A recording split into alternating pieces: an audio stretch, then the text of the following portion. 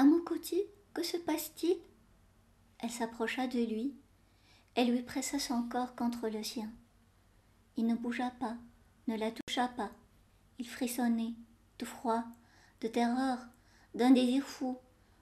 En dépit de sa peur, son corps était prêt à mordre à l'appât, tant il la désirait. Son humidité la pénétra, elle l'enlaça. Il essaya de penser. Que peut-il m'arriver de pire? Tout perdre, mon travail, ma famille, mes moyens d'existence, tout. Elle entendait son cœur cogner dans sa poitrine. Elle le tint serré contre elle jusqu'à ce qu'il se calme un peu.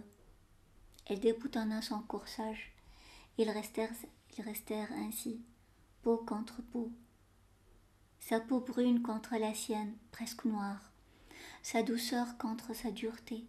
Ses seins noisettes contre sa poitrine d'ébène, lisse.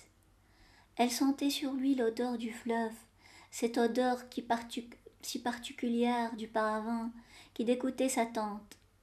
Amo la goûta de sa langue, dans le creux que faisaient les tendons de son cou, sur le lobe de son oreille. Elle attira sa tête à elle et l'embrassa sur la bouche. Baiser brumeux, baiser qui en réclamait un autre en retour. Il l'embrassa d'abord avec précaution, puis avec fougue. Lentement, ses bras se refermèrent sur son dos, qu'il caressa avec une infinie douceur.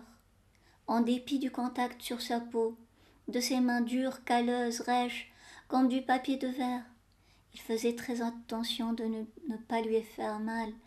Elle sentait à quel point pour lui elle était douce. Elle se sentait à travers lui, sentait sa peau, la manière dont son corps n'existait qu'aux endroits où il la touchait. Ses mains glissèrent. Ailleurs, il n'était que fumée. Soudain, il tressaillit. Ses mains glissèrent au bas de son dos et plaquèrent ses hanches contre les siennes pour lui faire savoir à quel point il la désirait.